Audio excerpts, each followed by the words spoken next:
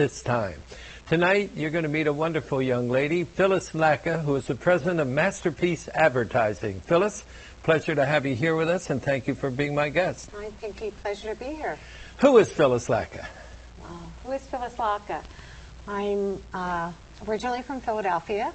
I relocated to Atlantic City. I own an advertising agency, Masterpiece, and I'm just a gal who works really hard and enjoys Atlantic City. I'm proud to call Atlantic City home. What attracted you about Atlantic City so that you would want to make it your home, and it has been your home basically for you? Well, I'm originally from Philadelphia, and I summered in Ventnor all my life. So I love the beach, and I love the ocean and the boardwalk. And given the opportunity back in the 80s, I worked for a smaller agency, and it was Chip Brames and Associates at the time, and he was pitching the Bally's account. And it was just such a great environment to be in. It was a new Atlantic City, and I wanted to be a part of the renaissance happening in Atlantic City. So I gave up an unbelievable job in Philadelphia with a really large firm to come to work for this small firm because I loved the creative work happening.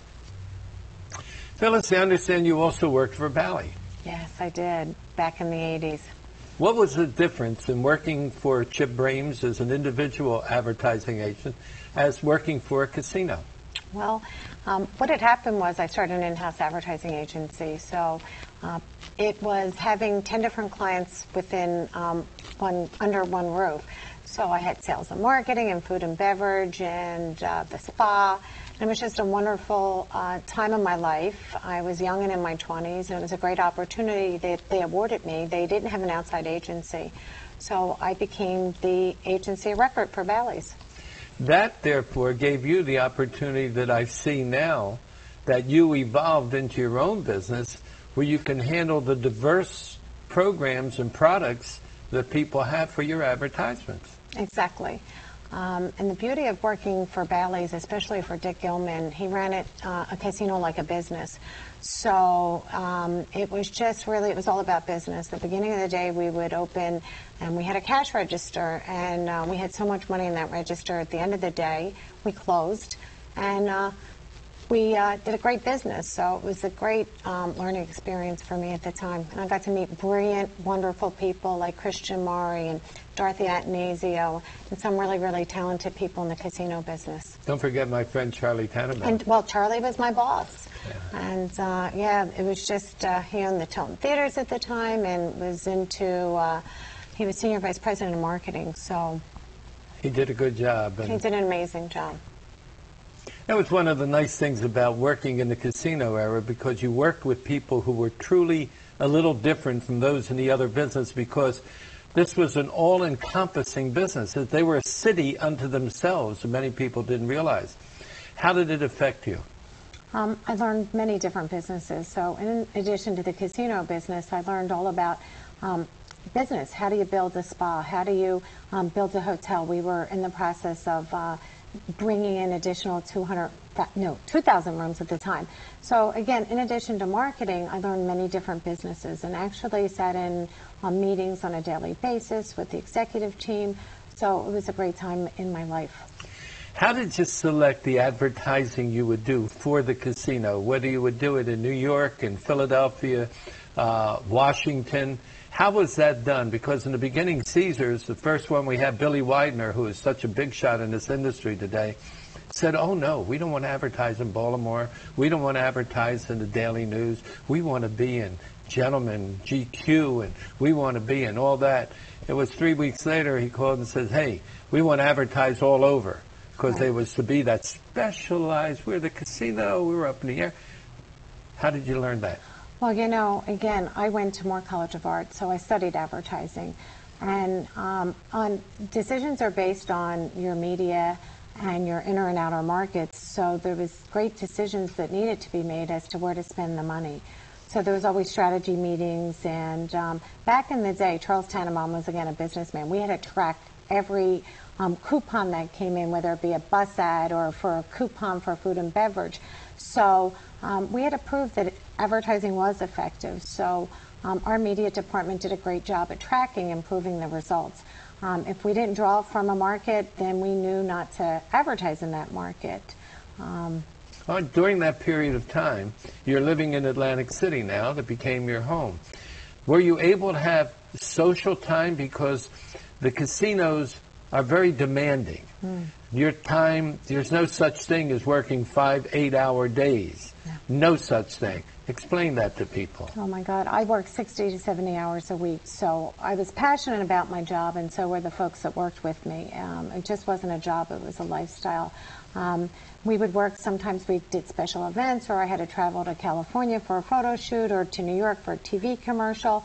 So you never thought of it as work. You just enjoyed it. We loved it. Back in the 80s, there was just casinos in Las Vegas and Atlantic City. It was new. So you never really, it wasn't a time clock. It wasn't like we went in at 9 and left at 5. I mean, there's some nights I was there to 10 or 11, working 6 or 7 days a week. So just the excitement and the enthusiasm, it was an adrenaline flow, it was a rush. I got to meet great people and work with great people. So it wasn't a job. All of a sudden the door opened and you're now part of a fantastic thing. It was a fantasy. Right. Something when you were in advertising school, you were hoping that would come to you, and all of a sudden you're in the middle of it. That's exactly what happened, and that's why I left that unbelievable job that I had in Philadelphia. And they said, why are you moving to Atlantic City? You work at a really prestigious, it was L. Paul Lefton at the time, and our accounts were like the Chrysler Plymouth and Roman Haas, and they're like, Atlantic City? And I said, but you don't understand the enthusiasm and the excitement that it's here. It's just, it was a great time to be in Atlantic City, and the casino industry was on fire. So it was a great time for a young gal like myself. Personal life, absolutely not. I worked 7 days a week. What caused you to leave? I was with them 10 years. And at that time, I was trying to get a personal life, and Really? Yeah. Why would you want a personal life? A girl as pretty as you are wants a personal life? Yeah, I had some pressure. So I relocated to Montreal, and that lasted all of 3 months. So I decided that I really loved the business, and I needed to be back involved in the business. My sister was a graphic designer for Ivana Trump. She worked for the Trumps. And when Donald and Ivana split, my sister started her own business. So she said, Phyllis, at that time, Atlantic City casinos had to give X amount of businesses to women businesses. So she was bombarded with work. She started the firm, and she said, you need to come back from Montreal and help me out. I'm just bombarded. We have so much work. We're WBE, and you understand the business better than anyone. So I relocated back from Montreal after 3 months and said, you know what, I need to get back to work. So I took a little vacation. And that was back in the 90s. And that's how Masterpiece was formed. How did you develop Masterpiece? Well, again, it was a day by day. Again, everything's done on a day by day. I crawled before I ran, and I decided to, there was many opportunities out there back in the 90s for myself. Again, we were a woman business enterprise, so casinos were obligated to give business to us. But then again, we had to work for that business. And at that time, back in the 90s, it was casinos that were starting to expand into other markets. So I was getting calls when people realized that I left Bally's, and they're like, God, no one understands casino advertising better than you. Can you help us with this account, or can you relocate here and become our casino director of casino marketing or director of advertising? And I said, I don't need to relocate, but I could do your work from Atlantic City. So that's what I did, and I started with 4 people, and then we worked our way up to 5 people, didn't take a paycheck for 3 years. So I started out small, and it's 15 years later, and here I am. Of interest, and I guess most people don't know. Let's take an ad that come. How do you set up what you're going to do for someone? Let's take a firm, whatever kind of firm you want, whether it's a casino or a store or a business. How does a program evolve as you look at that business? How do you determine what way you're going to advertise that business? Right. So it depends on the business and how an advertising campaign is. Pick a business. Yeah. Pick one you've done work. Just recently, we were approached by a resort in Treasure Island, Florida. A client of mine had purchased a yacht and resort and said, I need to rebrand it. Come down and visit me and Treasure Island, give me your thoughts. So we went down and we viewed the property, we looked at the competitors, and we gave them a strategic marketing plan. Sat down and listened to the client's objectives and where they wanted to go, and we developed a short-term plan and a long-term plan. decided to get to the drawing board. So we needed to do some research. We did that. We needed to define who the client was. Then we got to designing and creating. So we invited the client into that process, which was a series of images and photos and where do you want to be and how do you want to look, and we rebranded that client. It evolved into a campaign with direct marketing and social media, and from brochures to sales collateral. We're working on a membership drive. So we work really close with our clients. They come in and they sit through creative strategy sessions with us. So it's very strategic. The creative process is strategic, but at the end of the day, we develop beautiful images, and our clients make a lot of money. And they were happy with what you did, obviously. Very happy. And again, bottom line is it's all a business, and it's all about return on investment. So how do we influence that customer? How do we get customers to that property? What's the perception of it, and how do we need to change that perception? And how do we drive business? And I guess that way also is a matter of how do you prove that you're bringing business to them? Right. What's the way? There's nobody walks in and says, well, I saw Phyllis Lacca's ad, and therefore I'm going to come in. How do you prove Everything this is trackable in today's times, whether Really? it be social media or direct marketing. That's where we have to prove results. People, especially in today's difficult times, just do not want to spend marketing dollars unless you could prove to them that you could help them with their business. So How does an advertising company make its funds? how do we make our funds? You get a piece of the action. How does this work out? Well, some of our clients were on retainer basis and some were paid on a per project basis. So times have changed where traditional advertising and media commissions are all being renegotiated.